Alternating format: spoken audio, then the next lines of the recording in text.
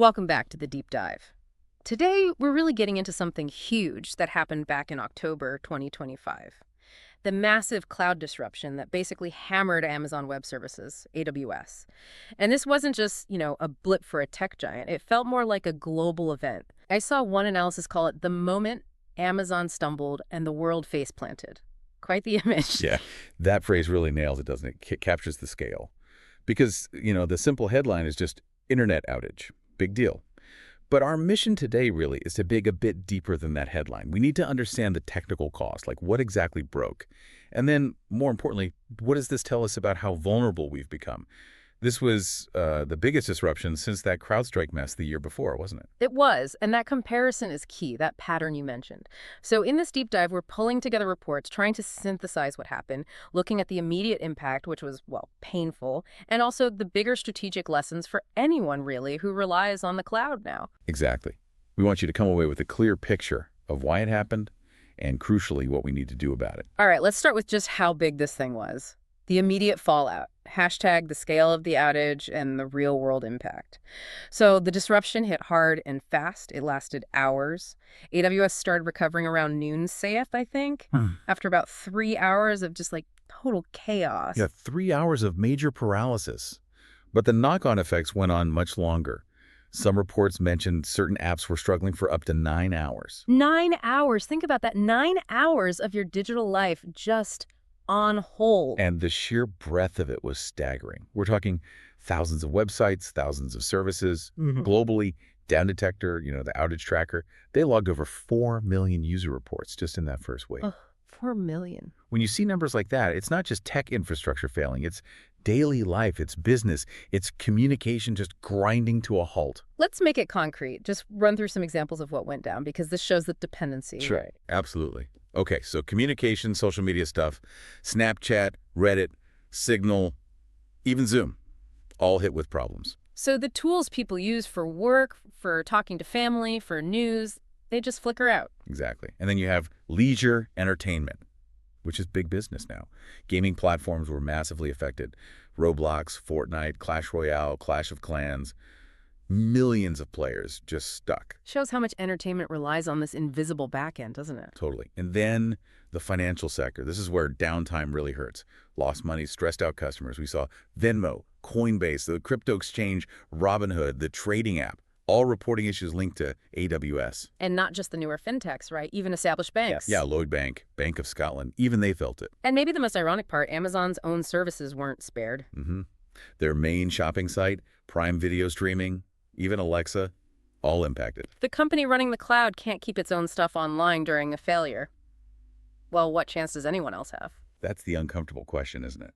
And it even reached public services. The UK's tax and customs website went offline. Wow. Yeah.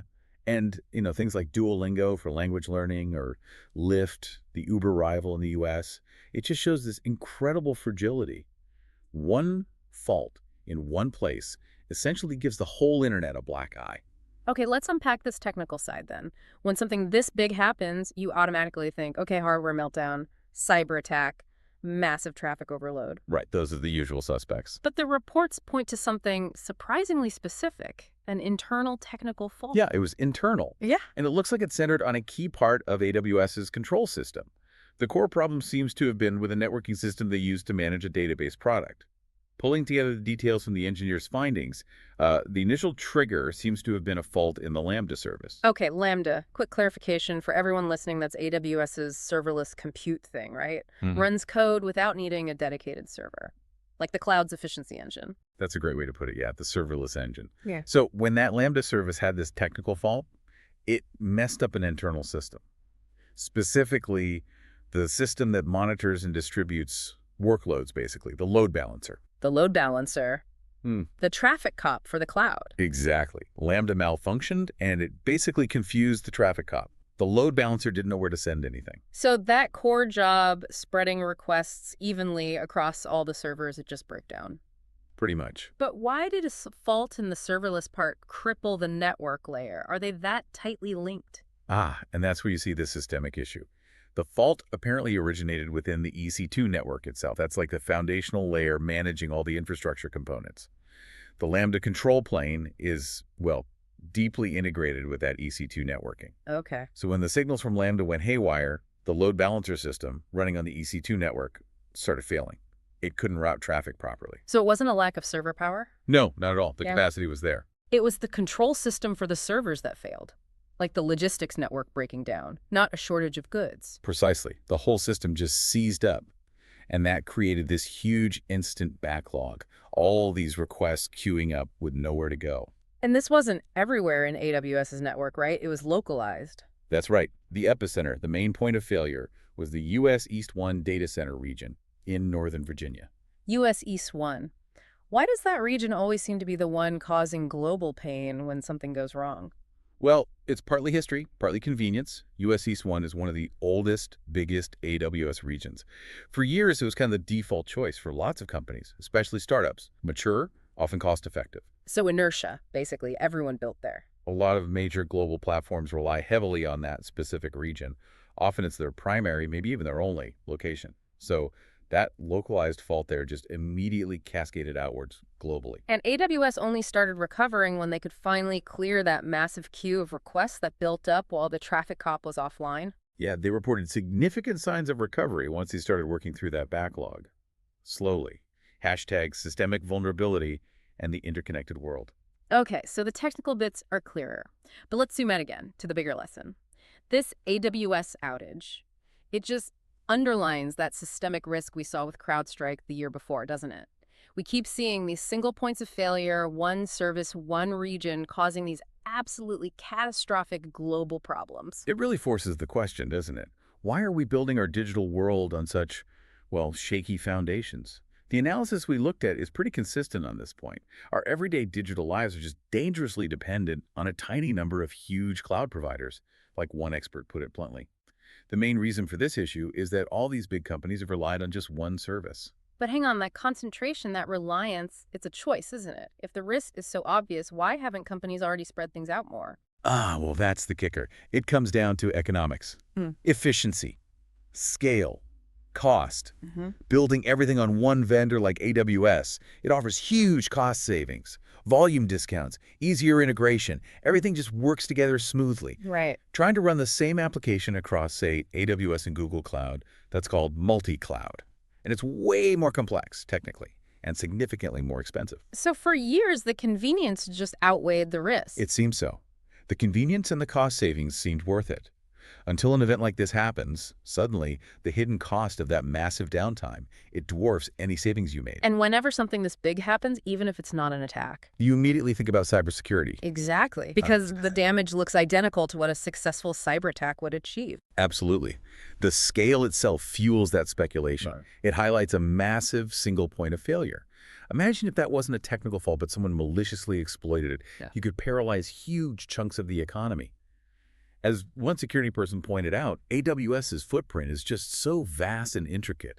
Any issue, a chook, a coding bug, a hardware fault, a human error, or yes, an attacker can cause chaos just because everything is so interconnected in that one basket. So whether it's a bad software update like CrowdStrike or a network control failure like this. Yeah, an outage or an attack on just one link in that digital supply chain takes down the whole chain, globally. Hashtag tag essential takeaways for managing cloud risk.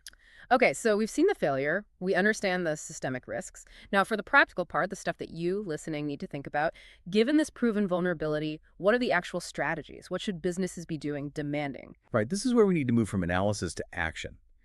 Because just using the cloud without actively managing these risks, it's just not wise anymore. It's irresponsible, frankly. The reports we reviewed highlight about 5 critical points for managing this reliance. First, and this is fundamental, diversification of providers. Organizations really need to move away from putting all their critical eggs in one vendor's basket. So maybe your main services run on AWS, fine. But you must have backups, alternative services ready to go on a different cloud provider. Okay, I get that conceptually, but isn't that multi-cloud approach just really expensive and complex, especially for smaller companies? Is the message just spend twice as much? Well, yes and no. The message is that for critical services, think banking, healthcare, emergency services, resilience has to trump pure efficiency. That extra cost is not waste, it's insurance. It's the cost of ensuring your vital service actually stays online when the inevitable outage hits. Because outages will happen. Okay, point taken. What's next? Second, Geographical diversity. Even within one provider, don't rely on a single physical location. We saw US East 1 was the epicenter here. So the lesson is clear.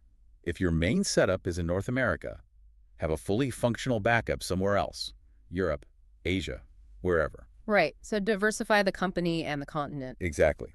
It prevents a local problem, a fire, a flood, a specific technical glitch like this one from taking you down globally.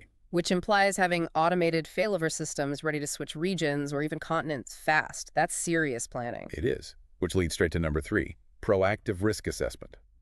Businesses need to seriously assess these interruption risks before they even sign a contract. Test your recovery plans, like really test them regularly. Know how long you can survive being offline. Risk monitoring can't be a once-a-year checkbox exercise. It needs to be continuous. Okay, so diversify providers, diversify geography, assess risk proactively. What else? Fourth, and this sounds basic, but it's important, acknowledge reality. The cloud isn't magic. It's not, as one source put it, a promised paradise. It has huge benefits, yes, but it also has real, proven risks. Technical faults happen, human error happens, cyber attacks happen, operational problems happen. That reality needs to be baked into strategy and budgets. Downtime isn't theoretical, it's a certainty eventually. Okay. And the last point. Fifth, it basically reinforces all the others. Mandatory risk management. You simply cannot responsibly deploy cloud services today without a robust, tested risk management framework wrapped around it, trying to save money by skimping on resilience. The price you pay later during an outage like this is almost always far, far higher. Hashtag AWS Outage. So that massive AWS outage in October 2025, it was an expensive lesson for the whole world, really. 9 hours or more for some. It just starkly revealed how fragile things are when everything leans on just a few digital pillars. And it forces this really tough conversation about resilience versus convenience or cost. Yet the need for diversification for backup plans, it's undeniable now, especially for anything truly critical. But, as we discussed, that resilience isn't free. It adds complexity, it adds cost, compared to the simplicity of just using one provider. So the provocative thought maybe to leave you with is this. How should organizations, particularly those running essential services like banking, hospitals, government functions, how should they balance that efficiency and cost saving of centralization against this very real, potentially existential risk of a single point of failure? Where do you draw the line? What counts as critical enough that it simply cannot afford to faceplant like the world did that day? That's the challenge now, isn't it? For tech leaders, for engineers, for policymakers too, probably. A huge question. Well, we hope this deep dive into the tech, the impact, and the risk strategies has given you a clear perspective, maybe some things to think about for your own situation. And we genuinely want to hear from you. What are your thoughts on this? Share your insights, maybe your own experiences or solutions down in the comments.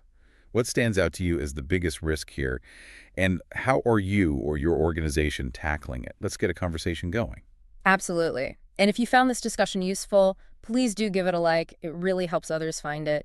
And subscribe to the channel. Maybe hit that notification bell so you don't miss our future deep dives. Yeah, and share it with colleagues or friends who need to understand the real trade-offs involved in relying so heavily on the cloud. Thanks for joining us on the deep dive. We'll catch you next time.